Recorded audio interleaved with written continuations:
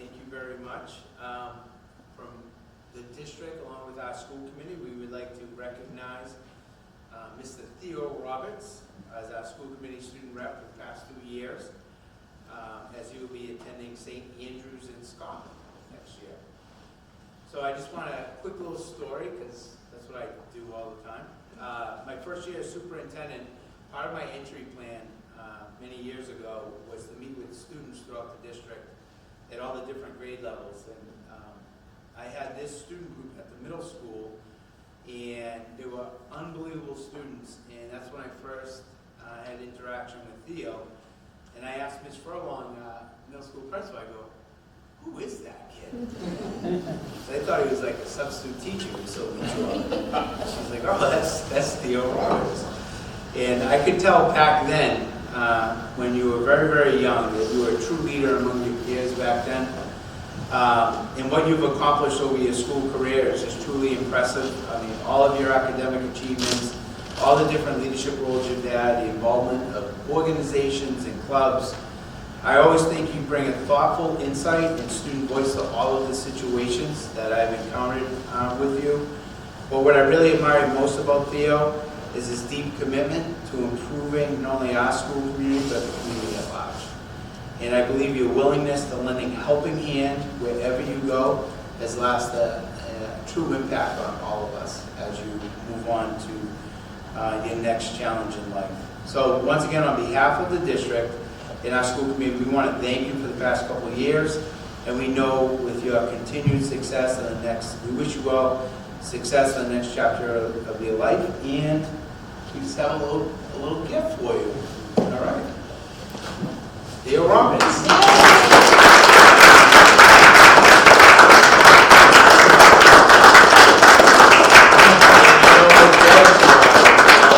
Getting certificates. And now you have your picture. I don't think. You take a picture with the vice chair and the mayor. And hey, can we all get in a picture? Let's all get in a picture. There you go. I probably shouldn't stand next to you. But, you know. I realized Theo was so tall. I know.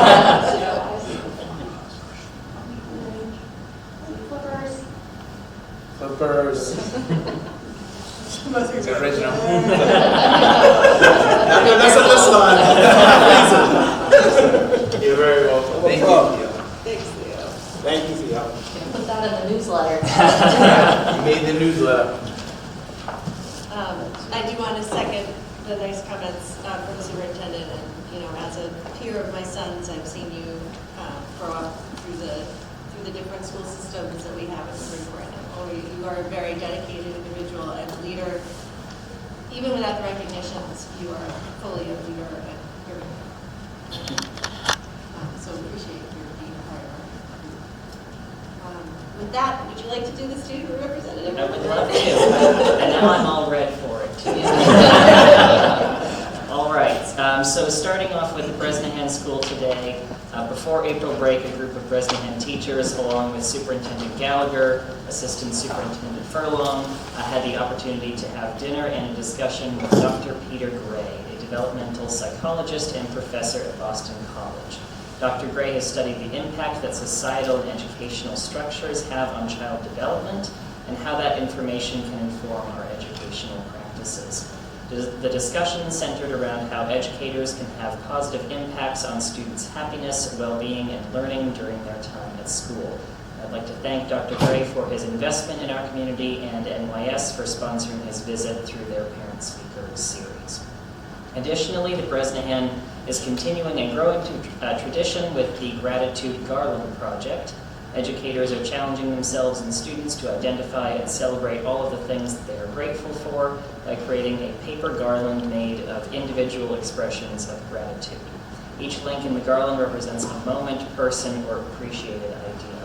Last year, the garland wrapped all the way around 3 sides of the building, and this year, staff is aiming to wrap around the entire school. It's a beautiful reminder of the power of thankfulness and the strength of our community. There is no news tonight from the Mullen or Knox schools, so we will move on to the high school. The spring play Into the Woods opened this past weekend and will continue this week on Thursday, Friday, and Saturday. Nearly 50 students joined the cast, crew, and orchestra, along with Newburyport Public Schools Performing Arts faculty, Brian Nickerson, Risa, I'm so sorry, Anakiariko, am I saying that right? Kathy Shepard, Steve Cohen, and our very own Sarah Hall on the flute. Additionally, the high school will host a community dialogue around the topic of cell phones in school, arranged by a group of students, teachers, and parents. Led by faculty members Eric Shilga and Lynn Cody, the team has read literature and conducted interviews to help decide on the structure and questions to guide the dialogue. The conversation will be held on Tuesday, May 13th at the high school from 5:30 to 7 p.m. Thank you to parents Kristen Vicente, Sarah Hall, Kate Suchecki, students Caroline Jones, David Pierce, Lucy Reimer, Isla Trail, Tommy Rich, and teacher Kristen Brzezinski for being a part of the planning team. And that is all from me. Thanks, Joppa. Well done, Mr. Roberts, and again, lots of appreciation. Always a pleasure having you with us. Thank you very much. We'll come back and say hi. All right, next item on the agenda is the introduction of our new Director of Finance and Operations. Very exciting. Very exciting. All right, well, it's a pleasure to be introducing our new Director of Finance and Operations, Mr. Ethan Manning. And just for a background of Mr. Manning, certificates and licensures, he holds a Bachelor of Science in Finance. He's certified government accountant, certified public procurement officer, Government Financial Officers Association, Massachusetts Government Finance Office Association, and the New England Government Finance Office Association. And he's also Municipal Auditors and Accountants Association. As we all know, Ethan has an extensive background in finance that includes over 13 years in working for the City of Newburyport, including 10 years as a financial director and city auditor, as well as an assistant city auditor and business manager in the Department of Public Services. Previously, before joining Newburyport, Ethan worked for over 5 years at Bain Capital, Boston and London branch. As an analyst, as he monitored over $8.4 billion in assets, he also worked in London Operations and Trading Association as a senior portfolio operation associate. Ethan began his career as a summary analysis for Liberty Mutual Insurance Groups of New Hampshire. Ethan completed his Bachelor of Science in Finance, magna cum laude, with minor in Government and Management at Bentley University in Waltham. He's a certified government accountant and a certified Massachusetts Public Procurement Officer. So obviously he has the background to do the finances, but we just really feel what really makes Ethan super strong is his ability to collaborate, not only within the city, but also we're looking forward of his leadership and collaborations within the school department. And we're very, very excited to have Ethan Manning as our next Finance Chief Officer. Come on up.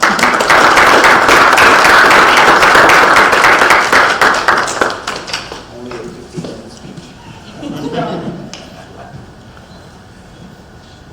Thank you all very much, and thank you to Superintendent Gallagher. It's really been an honor serving the city as Finance Director over the past 10 plus years, especially working under Mayor Reardon and former Mayor Holliday. I will certainly miss, working, in City Hall and with the great team over there. That said, I'm very excited to be moving over to the school district. I think you guys have a lot of great things going on here in Newburyport under the leadership of Superintendent Gallagher, and I'm really excited to be joining the team. Clearly these are very challenging times for municipal and school budgets alike. I'll do everything I can to help, serve as a resource to the school district and, continuing to move forward on behalf of Newburyport students. And I thank you again for this opportunity.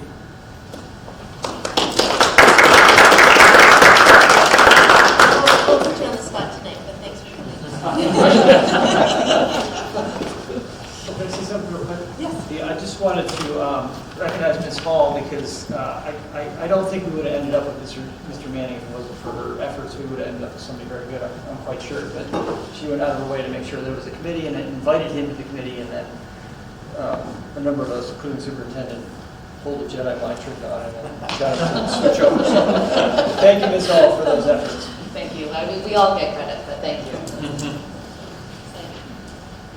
All right, and then the next item on the agenda is a presentation from the NHS Investment Club presentation. Yes.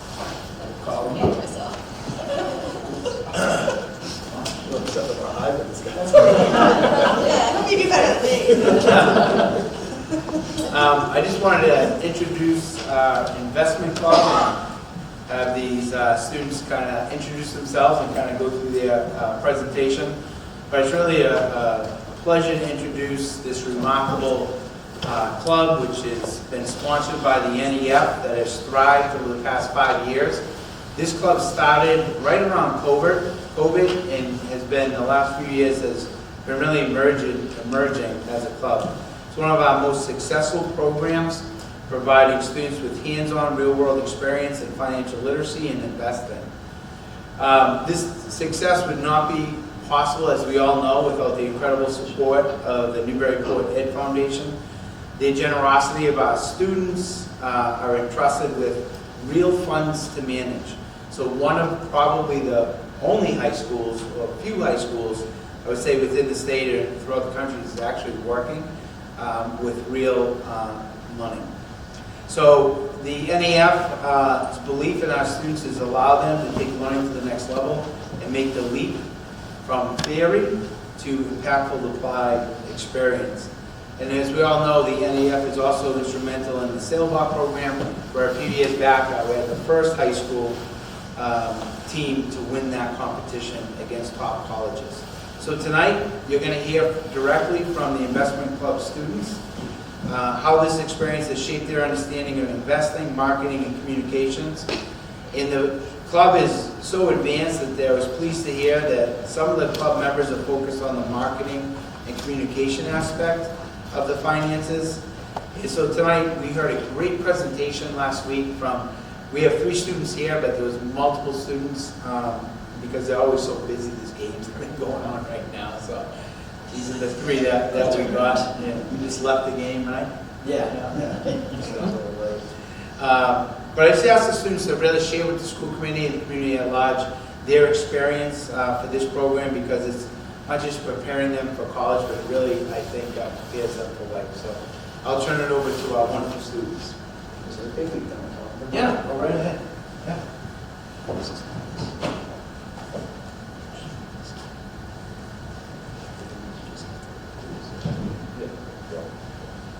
All right, my name is Colin Fuller. I am a current co-president of the Investment Club. The other co-president, Emerson McCormick, Hunter's sister, couldn't make it tonight, unfortunately. She has done so much for us, so I just want to shout her out, because without her, none of this would have been possible. I'm Hunter McCormick. I'm next year's co-president. And I'm Barry Ambrosio, and I'm also going to be one of next year's co-presidents. So today, we're going to go through the presentation that we gave the NEF last week. It's not going to be quite as detailed because, like Mr. Gallagher said, there were a lot of people working on this presentation, and so there's some of the parts of this presentation we weren't specifically in control of, and so we don't have quite as much information as the people who originally presented it.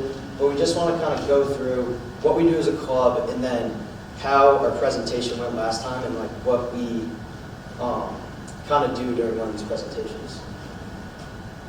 All right, so our club, it has over 200 members. It's the biggest club in the school. We learn financial literacy skills and have leadership opportunities. One of the leadership opportunities we do is the executive portfolio, which is it's what we manage $75,000 of real money that was given to us by the NEF and Institution for Savings. They originally only gave us $30,000, and we built our portfolio up to $75,000. What we do as a club is we meet every week, Tuesdays after school. We either do like research on stocks and how they're affected by what's going on in the world, like political climate or just new bills that are passed. Or we do hands-on activities. For instance, one time we broke up into groups. Each group had $100,000 and you made your own portfolio. You did your own research on different stocks. So some kids went the route of like investing in crypto, and then some actually did research on like different companies that they thought were going to be successful. The changes we had from last meeting were we sold all of SQM. We also sold all of BIL, which was equivalent to just holding cash because it never went up or down.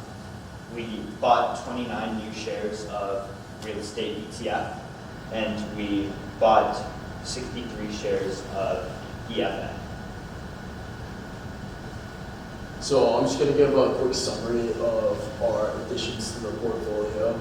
So in order to get our balances right, we're supposed to have around 65% of US stocks, around 15% of international stocks, and around 20-ish% in fixed income.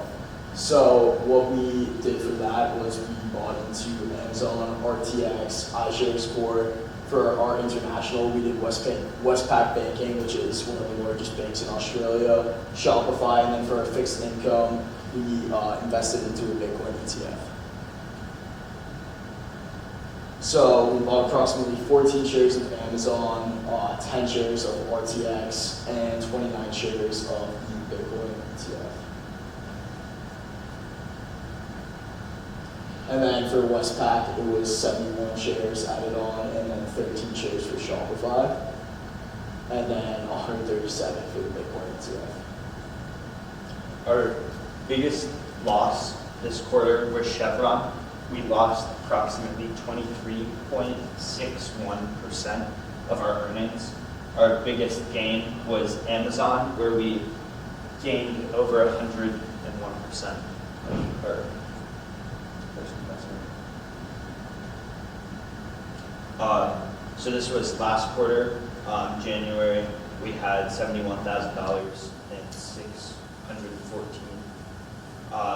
And in February 2005, 28, we had $72,651. So this is kind of what our allocations look like. Greg talked about it a little bit. We are supposed to have 65% US, 15% non-US, and then 20% in fixed income, cash, and alternatives. This was in spring 2024, what our portfolio looked like. As you guys can see, the numbers are pretty off. We need an increase of about 15% in US stocks, 10% in US stocks, and then we need to decrease fixed income, cash, and alternatives by 43%. And so after the changes we made last meeting that we just showed you guys, our numbers did get a lot better. With US stocks, we were 10% off. With non-US stocks, we were pretty much perfect. Our goal is to be within 3 to 5% because the market's always changing. So every single day, these numbers change. And then for fixed income, cash, and alternatives, we were 6% over. So the goal of this meeting was to take the 6.5%, 7% in fixed income, cash, and alternatives and put it back into the US stock market. So the first thing that we wanted to do is sell some of our shares of IBIT. In November, we bought 137 shares, which made up 10.5% of our portfolio. This was more than both the S&P 500 and EFA, which is an international mid to small cap ETF. And BlackRock, the company that runs this ETF, actually suggests the portfolio to be 1 to 2% in Bitcoin due to how much it fluctuates in its validity. So we wanted to sell 56 shares to make it 6.2% of our portfolio. And as you guys can probably see, it's still a lot higher than that suggested 1 to 2%. And our reason for this is because right now, with everything that's going on in the US economy, a lot of people are looking for different forms of currency, and a big one that people can turn to is Bitcoin. So we think it's smart to have a high percentage in it as potential tariffs or other economic problems could arise.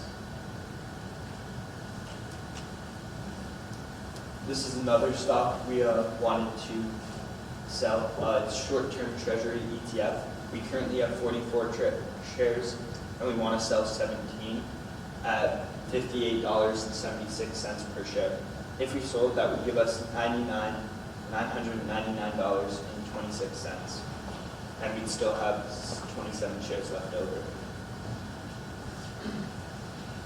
So one thing we did buy into recently was Goldman Sachs. We only bought 1 share, and previous to that we had 4 shares. So the thought process behind that was it's a very large financial investment banking asset, and we believe that it's very consistent, not too volatile, and it usually appreciates very well with the market as the market will start to recover in the future. So we just saw it as a very good long-term return on investment, and it also gives out dividends, which is always very nice to have in your portfolio.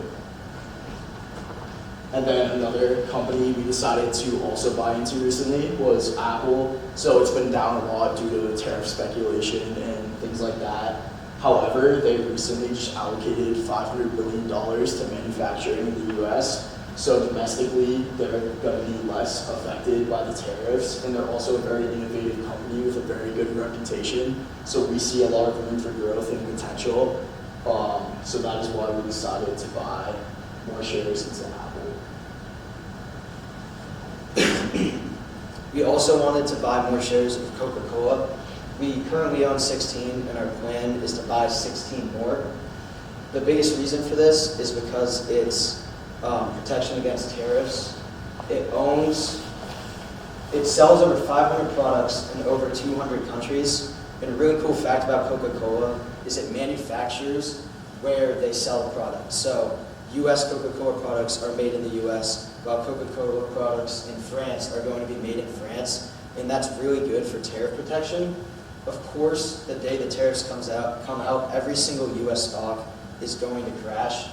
We saw it around a month ago when they were released for a short period of time. But Coca-Cola, because of the way they manufacture, they will recover a lot faster than most companies because they won't really be affected by the tariffs. They also have a good dividend yield, so we'll be making money off that as well.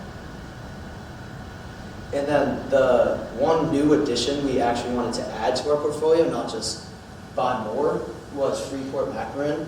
They are a US-based mining company, and as we said earlier, we sold all of our SQM because they were really volatile, and we thought with lithium batteries and electric cars that they would be a good future investment, but it turns out that they weren't. So we had to pivot, and this is what we think is the smartest thing to do. They're a much bigger company. They're the largest producer of copper and molybdenum in the world. Molybdenum is used in lithium batteries, so we still have that. We still have that piece of the investment. And with gold, like I talked about with Bitcoin, there is a lot of people want to get out of the U.S. dollar, and gold is probably an even more reliable option than Bitcoin is. So we think it's good to have a company that deals with gold, as they run the largest gold mine in the world in Indonesia.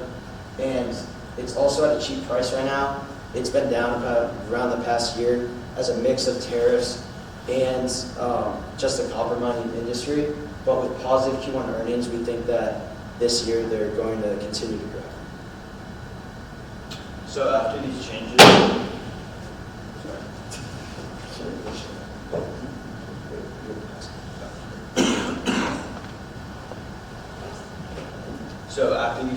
our portfolio is looking a lot better.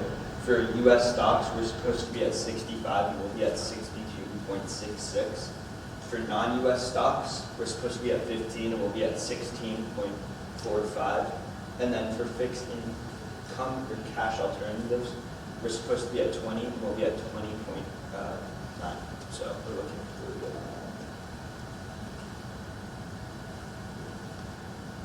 Oh, okay. Questions? Great presentation, thank you. I'll go first.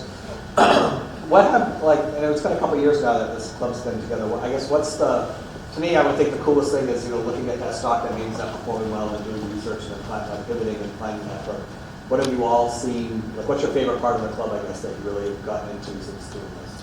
I like the fact that, we're the ones presenting here, but I think everyone a part of our club, especially like the members that are consistently there, they all really have a voice and they impact our decisions that we do on this portfolio board, even if you're not a member of it. So pretty much what we did before we even came to the Institution for Savings at NEF is we asked the club, we gave them the same presentation and we're like, tear it apart, give us constructive criticism. We want to know from you guys what you guys think. And so just that really bringing together that community within the financial club has really taught me a lot about just being a leader and also hearing everyone else's voices and really being able to support others and grow together. So that's an aspect of the club that I really personally enjoy. I think one of my favorite parts about the club is if you find a good stock that you have done a bunch of research on, you can talk to people around you. You're not just thinking of it by yourself. I can ask Colin or Greg what they think about the stock and if they think it's a good one. You have connections with people. Yeah, mine's been kind of similar with the connections I've been able to build. Another big thing is how diverse we are. We do a lot of different things, so we'll give presentations weekly to students who just want to learn, and then we'll have smaller meetings with our portfolio board where we talk more about this stuff. And I think it's cool how at every level of financial knowledge we have something that we can give to people. And another thing that I really enjoyed, kind of like what Greg said, but after we talked to the club as a whole, we brought in just this year's and next year's portfolio board, which was a lot of fun to work with next year and this year because there was 12, 15 of us, which you usually have more 6 to 8 people. And we just had a big discussion about, we went through every single stock that we have in our portfolio, and then we also made a wish list for people to put in stocks they think could be smart to add to. And for an hour and a half after half day a couple weeks ago, we were all in there just talking about why each stock is good, why it's bad, the data that people found, and I just thought it was really good use of teamwork from all of us. Yeah. Any questions? Yeah, Mr. Roman. I have a couple questions. First of all, this is awesome, really impressive. Thank you for being here. This is super cool. But one question would be the percent target allocations. I'm just wondering how you come to that, the 65, 15, 20? Yeah, so the NEF and Institution for Savings gave us a packet when they first donated money, and it kind of had a quick breakdown of what they wanted us to do, and within that, they had these allocation targets. So that's what we've been basing it off of since. Excellent, that's great. Don't feel free to adjust. You might Yeah. eliminate it at this point. And the asset selections. Do you guys ever take environmental or social concerns in mind when you make those asset selections? I think they're definitely important to keep in mind because, for instance, a company like SQM, that's where you can find yourself in a little bit of trouble when you invest in a company that maybe doesn't have the best ethical practices or they don't really care for the environment. Especially you see that a lot more internationally. So I think it's definitely important to research and make sure that the company you're buying into has an equitable future ahead of them. I think that's definitely something we bring into consideration when thinking about stocks to buy or sell. Excellent, thank you. Well done. Keep it up. Other questions? Michelle? Have you guys your own separate personal portfolios? Yeah, so I definitely think, personally, I think it's good to get into investing yourself as early as possible, especially when you don't really have a lot of responsibilities. For me, it's not the end of the world if I lose a little bit of cash as long as I'm gaining that knowledge of learning how to invest. Personally, I think ETFs are the best option to go to for someone at my age. For instance, the S&P 500, it's just very diverse, not too volatile, it's consistent with the market. You're pretty much just betting that the market itself will in the long term have a good return on investment. So personally, I do try to invest some money into that because I think long term it's just a really good investment and a way to grow knowledge of financial literacy. Yeah, me too. I didn't invest any money before I joined the investment club, but after I joined, and we do things called market watches where it's kind of a simulation. It's a game where everyone gets a certain amount of money and they can invest in whatever they want. And at the end of the month, there's a winner. And after doing a few of those my sophomore year, I talked to my dad about wanting to invest. And so since then, I began to invest. And since I've turned 18, a couple months ago, I opened up a Roth IRA. And so now I'm starting to put more money into the stock market. And I agree, for now, it's a lot of ETFs and blue chip stocks. I'm just really pleased to hear that you guys are taking those skills and using them. Money's going to be important soon. It's also a great learning experience, especially with everything that's going on. You get to, like when I first started investing, I was really in a bull market there, so everything was great, and then you get to see both sides of it now. So it's like really practicing that patience part of long-term investing. Like, oh no, my stocks are all crashing, my portfolio looks terrible, but I'm focused long-term. I'm not even going to look at it. I'm just going to put it to the side and hope for the future, you know. So a great learning experience. Yeah, another thing is I like how we are able to teach people who maybe don't know as much about like financial literacy as we do. Every Tuesday when we do our weekly meetings, they're a lot less complex than this. They're pretty basic. We just want people to understand the basics of investing and like different types of investing. And so I think it's cool, especially with not many options around financial literacy at times in the school, that people can come to us almost for help if they, because they won't really learn too much through core curriculum classes in terms of financial literacy and whatnot. Also, we're always looking for guest speakers. So if you guys are interested or know someone that might be interested in coming in and giving a presentation on whatever, let us know. My question is, how do you, so you have 200 members, but you only have a small group that makes the decisions. How easy is it to come to consensus? Like, how do you negotiate that discussion? So we have 200 members, a part of the club. However, since we're competing with like after-school sports and other activities, I'd say consistently there's only probably about like 20 to 30 kids at each of our Tuesday meetings. So I'd say all in all, it's not too difficult to come to a conclusion about like which stocks we want to buy. We really we kind of just debate it in a sense, but it's like kind of just a constructive debate to really figure out. Someone will pitch an idea and then people will support it, people might critique it, that might lead us to a different stock, or maybe that stock will really work out.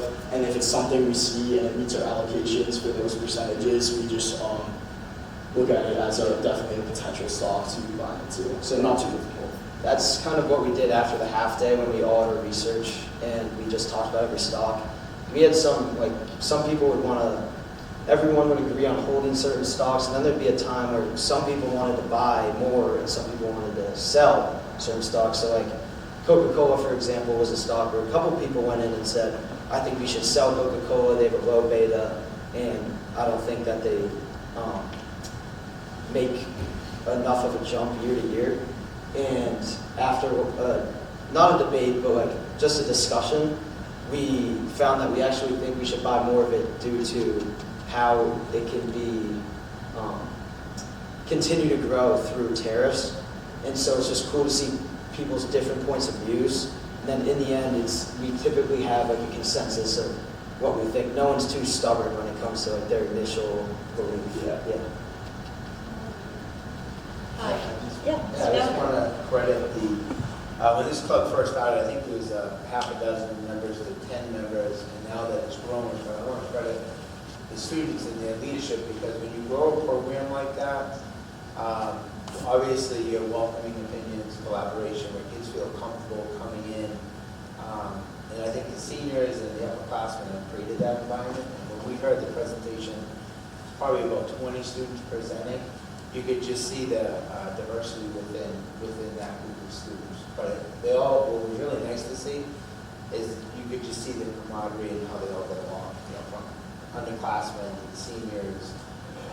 And what I really believe is for all of us is to create more opportunities for this, because there were some students like this is their niche, this is their work, you know, this is their Super Bowl, or this is their performance. They love this club. And I just really want to credit, because every year it keeps growing, but it's really, I think, the leadership among the students that is really promoting this. And obviously the NEF, I mean, this is an incredible opportunity for students to be trading real money. So when I heard the presentation last week, I really wanted them to come in and kind of share with the school committee and the rest of the people that are watching some of the great things that are happening. So I want to thank them all. Yeah, great presentation. Anyone else have any more questions? I don't have a question, but I would just say, credit to the Institution for Savings too. They put such an emphasis on financial literacy, not just here in Newburyport, but around Essex County. So I think anything that we can do to kind of go down that path, and I hope we're always looking out for ways that we can make that more robust here in Newburyport. I mean, I think this club is great, but it would be great if we had even something else that all kids got to go through before they left the NHS. And I just want to say, I think you guys are modeling great behavior for the rest of us by being able to come to consensus around what's probably not, just challenging discussions. We want real money that you're investing. So thank you for modeling good behavior that we could all live in. Thanks so much for coming today. Yeah, thank you. for having you guys. Thank you guys.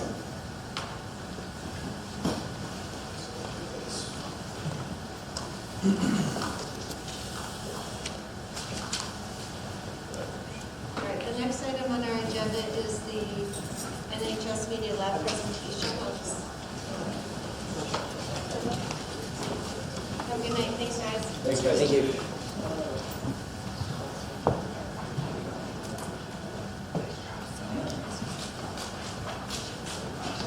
I was going to first ask the boys if my beach stocking drinking Diet Coke is not going to have to go. I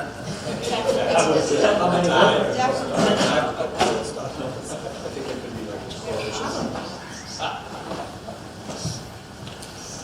All right.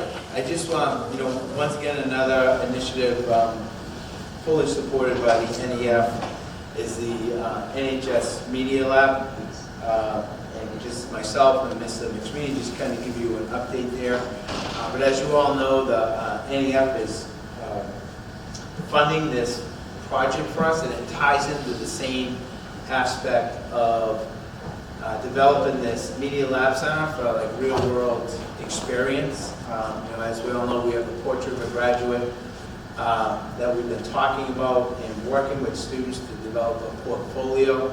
So sharing some of those ideas with the NEF, we developed this idea of an NHS Media Lab. So we're going to have state-of-the-art technology that will assist not only with the portfolios, but we'll also have for all content areas to bring communications through video and podcasting and all of that. So the new Media Lab, the demolition has begun. So existing space is right off of this floor, past the auditorium to the right, where we kind of gutted that space. So the furniture's been ordered, and that will take place 4 to 6 weeks. Technology equipment for the production station and studio has been ordered. This does not include the lighting yet for the studio. And the new floor has also been ordered and scheduled for installation at the end of the month. Mr. McSweeney working as our general contractor, right? Which was another savings. Mr. McSweeney took on that role and been coordinating a lot of this work for us. So the general construction for the new wall, the window, and the painting and ceiling will happen. We get the quotes by 5/12, and then HVAC modifications for the existing system contractor quote this week, 5/9. So this is the work that Mr. McSweeney and our team did on kind of like the demolition, and that's our in-kind contribution to this project. So you can see how they opened up that entire space. over the April break, and then on some weekends. And then once again, you can just see, once the space has been opened, there's going to be a lot of space in it. As you know, this is going to be separate. You're going to have the media lab, which has a sound booth and all of that. And then on the backside is going to be the classroom where the kids are going to be working. I think a few presentations ago, we kind of showed everyone kind of that project. So I'm not sure if you want to jump in. So just if you're looking at the pictures there, so that doorway that on the right that's showing there, that door is actually going to get filled in. And from that little jut out to the left of the door, that's where the main wall between the learning space and the actual studio is going to be. And then where the ladder is, there's actually going to be a hole cut in the wall there, and it's actually going to be a window that looks out into the hallway. So it'll be very visible between the two spaces. We've been working with Brad Grillo, who's the teacher that's going to be in this space. We've been working with him since he came on board last September on everything that's going to be going in there. So the idea was to make sure that what we're putting in there is going to be real world experience for these kids. That's the whole goal, that they'll be able to use cameras like the Newburyport TV is using and that kind of way. So that's the whole idea of the project, is to make sure the kids are getting that real world experience, like the investment one. So we are working on that, and hopefully we can get it open before the end of the school year. So that's our goal. At least get the classroom space open before the end of the school year, so they can get in there and start at least using it a little bit this year. One product we're running into is in the studio lab. The studio itself is the studio lighting, very specific lighting, mounting and all the hardware of it is a little bit further out in the lead time. But one of the things we also do as part of the project was brought in a lot of the things that they were using in the auditorium for the stage productions and all that. We're using a lot of the same equipment in this space so they can be cross-trained between the two. Any questions? Can you just remind us what was in this space before? Yes, this was our IDC program. So those students are going to be moved up to the second floor where we've created another space for them. Okay. Yeah. IDC stands for? Independent Development Center. Other questions?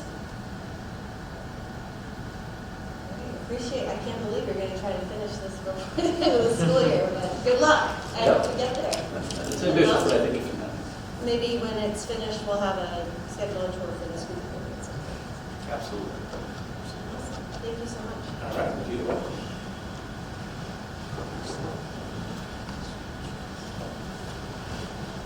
All right, next item on the agenda is update on school choice numbers for grades 11 and 12, which would require a vote by the student.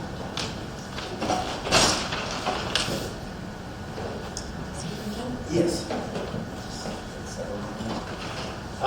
So we provided, I think at our 2 meetings ago, we did talk about taking a look at grade 11 and 12 for slots. And working with Principal Wolf, we could add 5 slots for grade 11 and 5 slots for grade 12. And follow our policy, obviously, the school committee would need to take an official vote on those 2 additions. The other piece I like while we're talking about school choice, you can see that the school choice has been closed, and you can see our numbers, and there was 2 grades that I would just like to talk about. Grade 1, we opened up 5 slots, and we have 6 applicants. So technically we would have to do a lottery. By talking with Principal Sokolowski, we could, if the school committee would allow, just take all 6, so you wouldn't have to do a lottery for that grade. And then my next suggestion is on grade 6. We have 10 slots. We have 15 applicants. And talking to Principal Marcos, so there is some, and I haven't just looked. I actually had all the principals look at grades 1 last time, but for grade 6, we could add that 5 because he has some students that are moving out of Newburyport, and a couple of students in grade 6 are coming back and going to private school. So those would be the only changes. Can you go over those again? So grade, Yep. so grade 11 and 12, first time we're 5 and voting 5. would be 5 each Correct. spots. Grade 6 would be an increase to what? 15. So right now, we open up 10 spots. I'm sorry, is this information in this packet? Oh, I thought you guys had it. I'm Yeah, sorry. no, it's okay. No, I just finished this at 5 o'clock. Oh, okay. So you can have your I know, I mean, just it's wanna very make funny. sure, so if folks could keep track, so Sure. grade I 6 is think- an increase to 15. We had voted previously on 10, and we would need to open up an additional 5 spots. Correct. And then the other grade, we approved 5 slots for grade 1. We have 6 applicants. So after talking to Principal Sokolowski, we could absorb that extra student. So you could have 6 for grade 1 and then 15 for grade 6. And neither the first or sixth grades increases are once they get into the further grades affect. Correct. That's it, yeah. Any other grades have more applicants? than Yeah, slots? we're gonna have to have, I think, lottery in, let's say, grade 9, we open up 20 slots and there's 36 applicants. Wow. Grade 10, we opened up 5 slots, there's 20 applicants. Grade 11 and 12, we're gonna be opening up 5 and 5, so we already have interest in those. But that hasn't been posted. No, We can vote on it. yeah, you guys have to vote on that. But we still have people in contact you saying, hey, look, if you open for 11. Yeah, I think when we advertise, We've advertised for But- these spots, but we said we would make sure we made it Correct. official. Correct. Yeah, we went ahead and advertised at the same Right. time, but it's not official, like we didn't just say not to do it, and those Right. people would not. and when we advertise, we open up the, what grade is school choice, but we don't say how many slots there are being built. So when we advertise, we did advertise for grades 11 and But if we decide to, we don't want to open the spots up, we can. What communities are sending in applications? 12. I would say majority is Georgetown. For all grades? Georgetown, Amesbury, Georgetown predominantly at the high school. Do you have any idea why? I think there's some budget concerns in Georgetown. They're looking to pass a big override, and if it doesn't pass, there's going to be, I think, a lot of layoffs and closing of programs. I think they heard we got Ethan Manning as the finance. Oh, he left. So that would just be, my recommendation. The 2 for grade 11 and 12, grade 1, just to increase it by 1, and then we do grade 6. And then the rest will have a lottery in grade 7, lottery in grade 9, lottery in grade 10, a lottery in grade 4. We have 5 seats and 11 applicants. Grade 5, we have 3 seats and we have 6 applicants. So it would just be those 2 grades, grade 1 and grade 6, where we would just accept the applicants. Can I make a motion? You can make a motion. I make a motion that we accept school choice numbers 5 in grade 11, 5 in grade 12, 1 additional applicant slot for grade 1, and 5 additional slots for grade 6.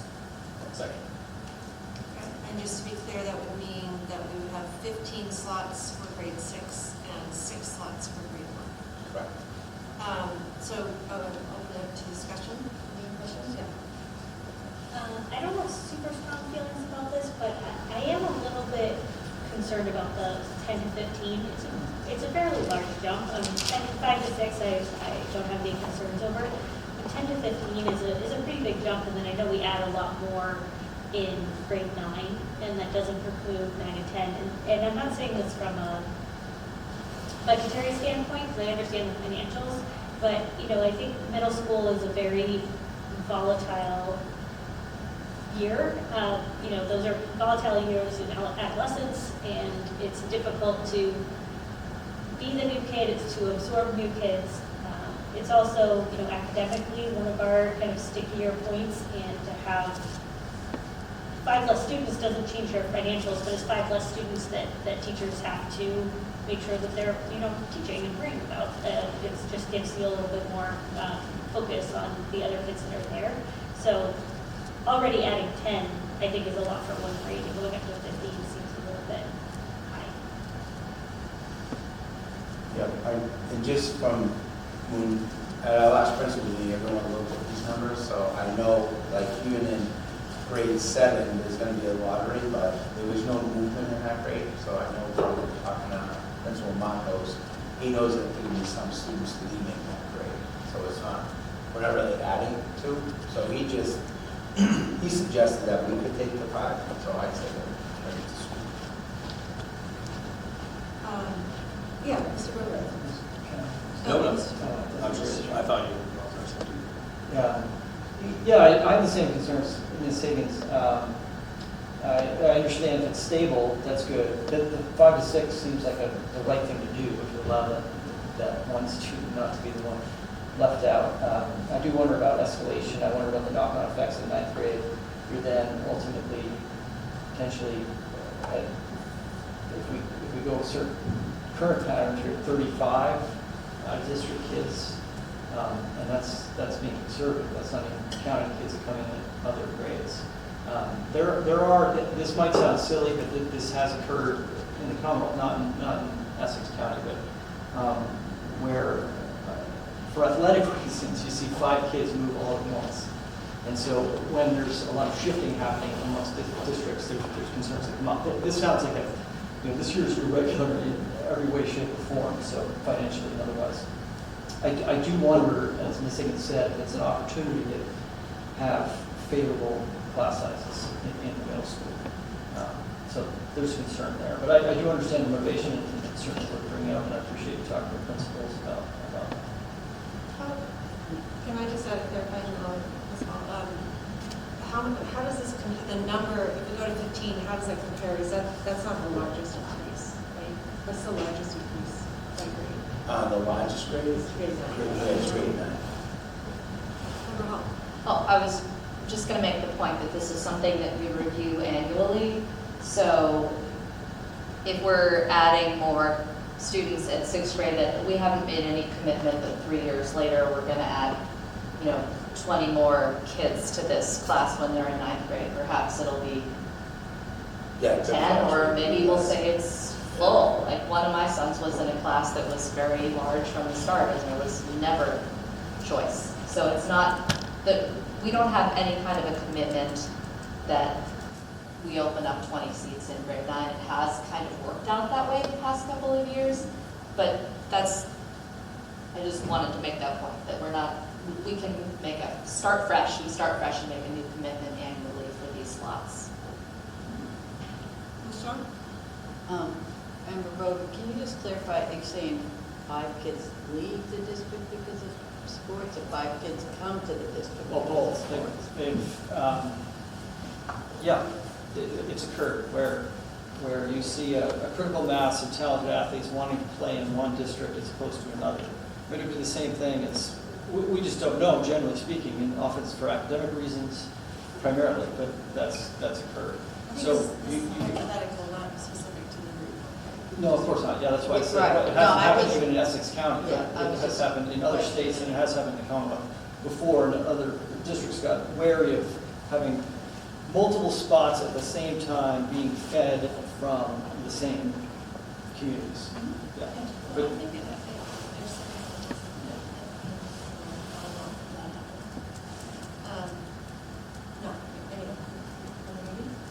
Just once more, I'm a really big advocate of asking for teacher feedback.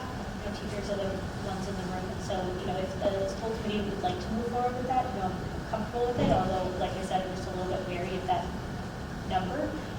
But as you're looking at potentially bringing more surveys in for teachers, I wonder if that's a good survey question, as opposed to, because I'm not concerned financially. Principals are looking at, operationally and logistically, and they know that they can absorb this number of students. But I'm looking at it from like the classroom management lens, and like, how do teachers feel? Would they prefer there to be less choice? Do they think they can handle more choice? Do they think this is a reasonable number? And if you were to have less choice, you might have 1, maybe 2 less kids in your class, which is not a huge number, but I'm just curious how the teachers feel about these numbers. Well, I'm just gonna add that many of the teachers are choicing their kids in, so just, that's a factor as well. So, Yeah, we I know mean, that for sure. Yeah, we Yeah. know teachers are children. yeah, so teachers may be in favor of choice as a benefit to their own children. I think it's an interesting point, though, when we're bringing it about, having that be part of the legislation. I am also a little bit concerned about increasing to 5, increasing by 5 for grade 6 at this point. And, some of my concern is just that we'd sort of settled on a number and advertised a number. Well, I guess we don't advertise now, but I am, there's a little part of me that is interested in, potential impact on classroom size. But I understand that some of these students are leaving so that it will impact the classroom size. I don't know, I'm struggling a little bit. That's the way I'll look at it. How many? It's a lot. I would say like ninth grade, I would say different. Like you can envision kids moving in ninth grade, but 15 spots, in some districts that's a class, right? If you're talking elementary particularly. Well, yeah. But Losing 6th grade. 5 kids though? Yes. So it's the same, it's 10. Right, but this doesn't guarantee that we're going to get more kids, you have no control over the shift in population. Well, we got 5 kids. We You're got the 5 kids talk about it, moving. where our student body is just plummeting in numbers. So you can't have it both ways though. Right? Yeah, and I think We're not gonna get 5 families all with 6th graders, or it's unlikely.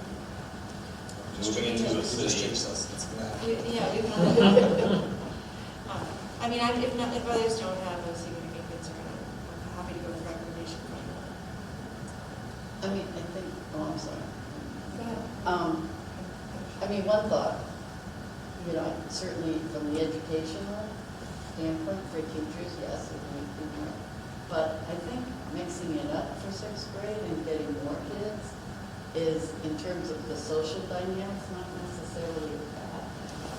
Because I think it breaks up a lot of the sort of existing stuff that takes place for 4th and 5th graders. And they're going into 6th grade, they got their squad. And I think it's nice to be able to have new kids come in with new, just mixes it up and makes it a little bit, Yeah, it is a transition year already. Yeah. And the other piece too is, remember 6th grade, you have 2 teams, so it's not one class. Right. So Multiple there's classrooms. multiple classrooms, it's 5 content areas. So those students are dispersed throughout. There's not as much opportunity as the high school, because then they can be absorbed throughout the entire high school, but it's not just one classroom they can be rotated from. Do we know how many choice kids are in 5th grade currently? I don't have that information in front of me, but I just wanted to add just one thing. So, not discounting anybody's concerns, as far as I'm concerned, if the principal, who knows more than any of us how it's working, I'm going to presume Nick went and spoke to some of his staff, we're going to end up getting an extra kid next year in their, what do we call that, pod or whatever it is. I'm just going to take Nick's word for it that we can manage it. That doesn't discount Ms. Higgins or Walker's. correct. And that's one big piece that we look at class size, making sure it's managed. Like there are some classes that you're not going to be able to add. As Ms. Hall said, there's some big classes that are bubble class. But that's, we look at that, we want to make sure it's a manageable class for the teachers and not just start adding kids in there. So. And just to reiterate, anything like IEPs and things like that are paid for by the sending district.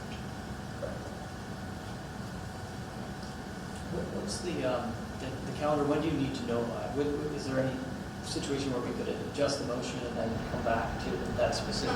They've We're doing already a advertised the lottery. lotteries. That was my question, Yeah. yeah, it's coming up. So if we didn't vote tonight to open up an additional 5 spots for grade 6, then that would be subject to the lottery.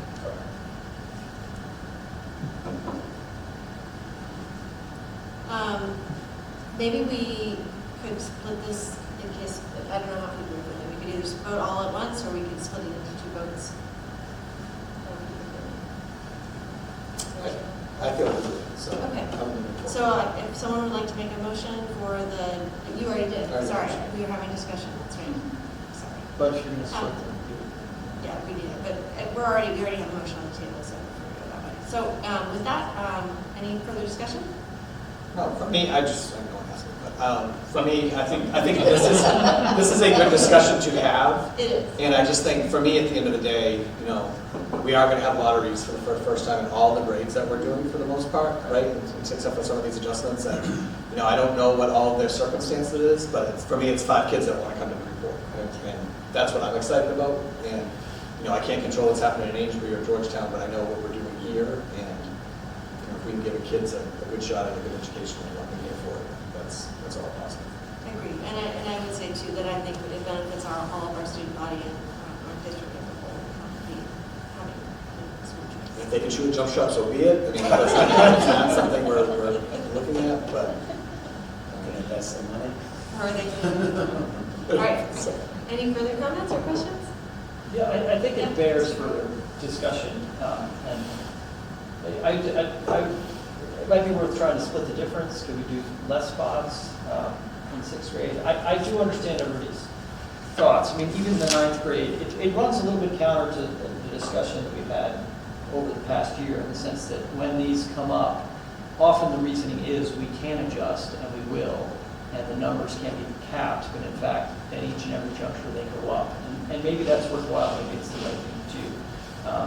But, at a big entry point like 9th grade, where you're year after year having 20 kids come in, the high school is well equipped for that, and they know how that's going to play out. And if we're already putting ourselves in a situation where we can't do that in 9th grade, that's actually restricting other students potentially that even come from our own community that want to come back into the district down the road. So it's a little bit hard to have it both ways. And I do understand all the motivations, financially and otherwise. I just think we need to be really clear about how and why we're doing these things, and that we're relatively consistent in our reasoning, so that at those junctures we're not finding ourselves in. Because the trend is an escalation one year over year. So I just want to be clear though, I mean, we cannot bring people, if they live in our community, they are automatically go to our school. It's not like we're not allowed. I guess one of your comments was that we were somehow not allowing people to come in and Well, I guess that would be members that had been in the community, like at the River Valley Charter School, that aren't necessarily residents. they don't live in Newburyport. Correct, Okay. yeah, sorry, that distinction, example. yeah. You're right, I was loosely calling community members, that's a good distinction. Well, there is a motion on the table, and it's been seconded. I think, Member Grover, if you wanted to, you'd have to make a motion for an amendment at this point. To split the vote, or we just vote as it is and we don't vote. Sure, if somebody else would like to amend it, I would just vote yes, that's fine. I'm comfortable. Okay. I think we can continue these conversations. It's important to have in season as well. I think also too, we've seen this in the past, that doesn't mean all these kids are coming, which, this could be the year, but they all come. But I don't think we've had a year where they all come. Were you mentioning that there were a lot of, Kentucky was getting a lot of applications too? Right. At least people, The families could be applying to 2 different Yeah, charges. towns kind of hedging their bets between 2 districts at this point. All right, all those in favor? Aye. Any opposed? Vice Chair votes aye. Member Gover, did you want to just vote present? or- Present. All right, motion passes. Next item on the agenda is the school committee meeting schedule. And we held this from last meeting because we wanted to make sure Member Hall and Member Higgins had an opportunity. We were going to not vote on the budget too. We thought the calendar though is so important to each and every one of you. Now we are going to hold on to this I appreciate it, Mayor. for a week until we can meet and do There was a reason, a run for a reason. Yeah, so the school committee revised meeting schedule basically proposes to move our meetings starting January of 2026 to Wednesday instead of Monday. And it would be Wednesday, the second and fourth Wednesdays of the month. But we would retain Mondays for the duration of this calendar year. So we would still have first and third, and we would potentially have two conflicts that we have to resolve as city council for this year, but in 2026 we would shift to 2 Wednesdays. Respectfully, this really wasn't for Member Hall's benefit, but it was for Member Higgins because it's a change in the new calendar year, in the upcoming calendar year that we go Wednesdays. And Member Shaw raised a potential conflict for her professional situation, which personally I think is a very valid reason. So rather than changing it immediately for the upcoming school year, we're proposing to change it for the upcoming calendar. So that's sort of the context. So what we have in front of us tonight is a new packet. It's labeled version 2. Again, it would continue for the most part the first and third Mondays through the duration of 2025, with some shifts for conflicts on Tuesday, September 2nd, October 6th and November 17th, we have to resolve with the council, but to be determined. And then starting in January of 2026, we would start meeting on Wednesdays. Did I get that right? Yes. Okay. So I accept a motion to approve version 2 of the business meeting schedule, school committee business meeting schedule as presented in the packet to shift as discussed. So moved. Second. Great. So any discussion or questions? Yeah, I'd like to make an off-topic calendar comment. It just came up, we've already voted on the calendar, our school calendar, so this is totally separate. I'm just using this as an opportunity to mention something that came up with some Jewish members of the community just recently, that they wanted to register a thought that perhaps in the future we could consider Jewish holidays in the calendar, particularly high holidays. Sometimes they tend to be falling on. One year, I think it was a couple years ago, Rosh Hashanah fell on the opening of school. So it's a consideration that will come up next year. I just wanted to lodge it essentially for my own memories, so we can bring it up next year. No, I think that's a good discussion definitely to have when we have the calendar discussion for the year. Thank you for letting me know. That's really good. Any other comments, questions? The question about the choice of second and fourth, does that work better with your schedule, Ms. Shaw? Is it a monthly meeting? Yeah, it is on the second Wednesday. Oh, okay. But I So- do appreciate the It fact just gives you more time.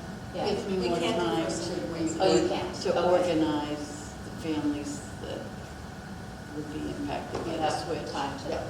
got it, okay. Generally, Wednesdays are good nights for city meetings. There's not a ton throughout the month, but the first and third at the senior center are already, but planning board meets on those. Oh, I see, okay, I was just wondering why the shift Yeah. from first and third to second and fourth, thank you.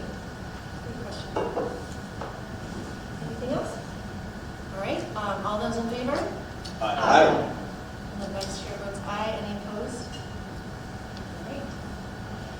And the next item on the agenda is subcommittee updates. Mr. Callahan, any updates for finance subcommittee? We meet on the 21st. Okay. Ms. Shaw, policy subcommittee, that changed from last time? No, but I'm thinking in my head, the 14th. Yes. Yes, the 14th. Ms. Higgins?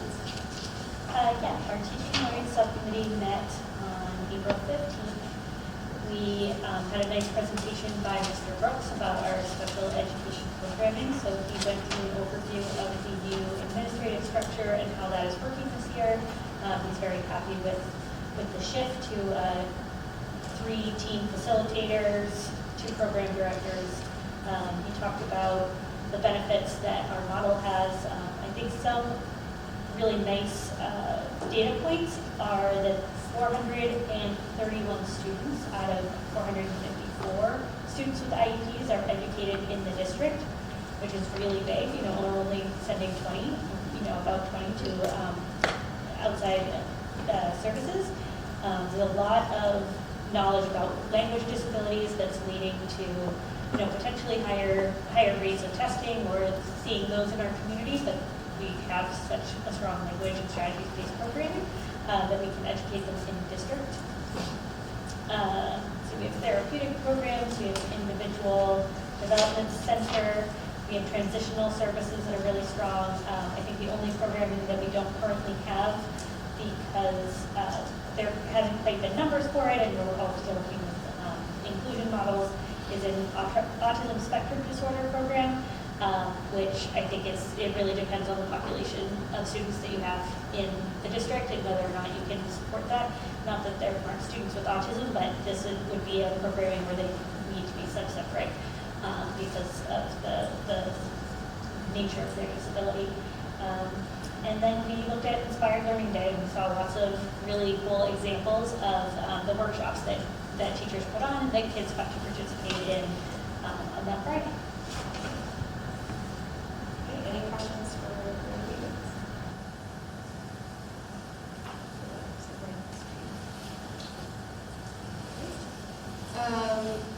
Any update on the superintendent evaluation? June. Got it. And then superintendent's report. You skipped me. Is it? Oh, I'm so sorry. Is it okay if I? Yeah, why are you? No. Oh, sorry. Yeah. Goodness, okay. So Communications Subcommittee met last Thursday, May 1st. We took a look at some existing and proposed social media policies, so thank you for sending those. Madam Vice Chair. We focused mainly on KD, CD, and GBEE because those were the ones that had the most information around social media, and I would say the members were comfortable with the language that was in there. We look forward to reviewing them as a full committee. There were a couple of tweaks. I don't know if Ms. Furlong is here. I don't know if she's reached out to either of you, but you said you're meeting on the 14th. Is that right? We have a meeting coming up next week. Just want to make sure that you connect before their next meeting or at their next meeting. It's Yeah. the 12th. It's the 12th. Monday the 12th. Actually, I think I saw it listed somewhere on our, maybe it's on our, the 12th, okay. So sometime before Monday, she noted a couple things, not necessarily relevant to our discussion, but in those policies that she wanted to bring to your attention. So make sure you connect. That would be great. And we also started having talks about the budget hearing presentations for budget finance.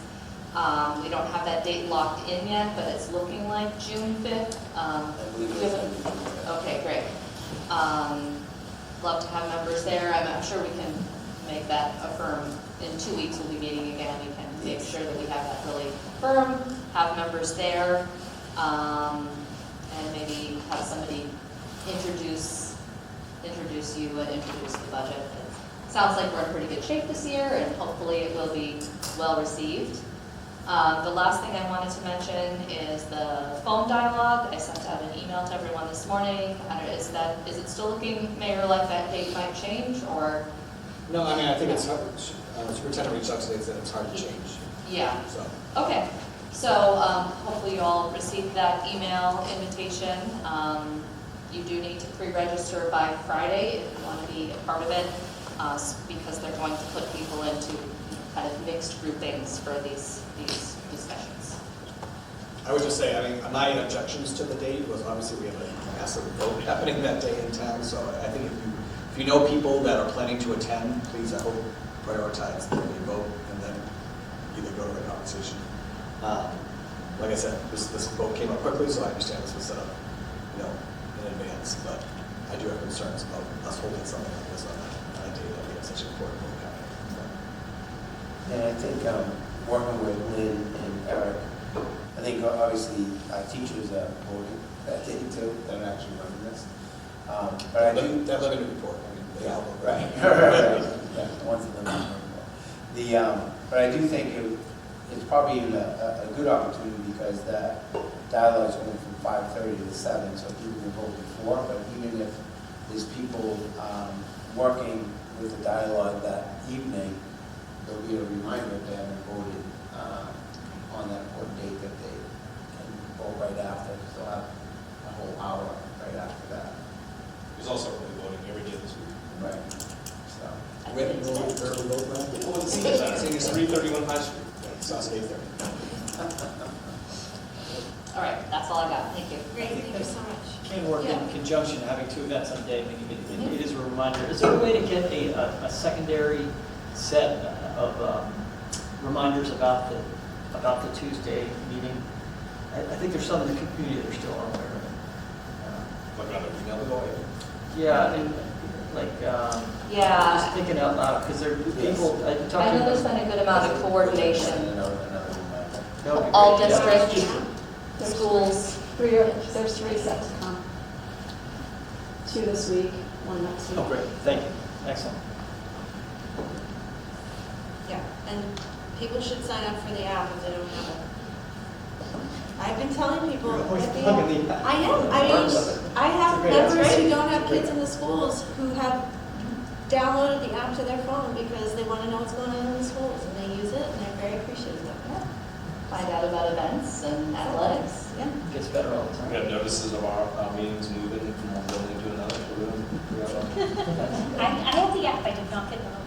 Yeah, that doesn't, it's not that smart. It's a great resource. Also has athletics, schedule. Okay. And we already did the superintendent evaluation, superintendent's report. All right, just a quick update on the tennis courts. If you've been on Low Street or come to my office or the NOC, you've seen the work that's been going on. I won't read you through all of the information there, but we're very close. The work that continues, they're installing the new perimeter fencing. They're also going to, with weather permitting, they'll start doing the final coats of the tennis courts. And then once the final coat is laid, it sits for 48 hours, and then we can start utilizing the court. So I asked Mr. McSweeney if we'll be ready for playoffs. He said it's Possible. End of May. possible. End of May. Right. And it's we tried. Right. So that's the goal, but it's a beautiful facility, and we're really excited to have it. Great. That's awesome. No, I think that's it. We already talked about school choice for this year. Any questions for superintendent? All right. New business?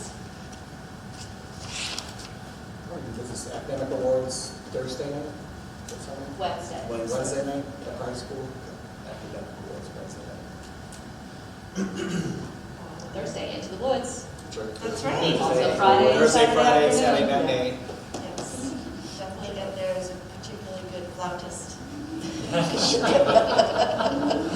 And piccoloist. Oh, really? Oh, you did piccolo too? Yes. I don't know what you call piccolo player. Piccolo player. Ms. Shaw, anything on CPAC?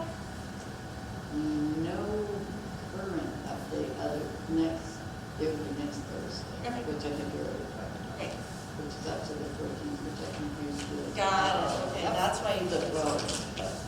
Two straight Thursdays. Yeah, but we're good. All right. Yeah, it's listening. Okay, well then in that case, accept the motion to adjourn. Some of them. Second. All those in favor? Aye.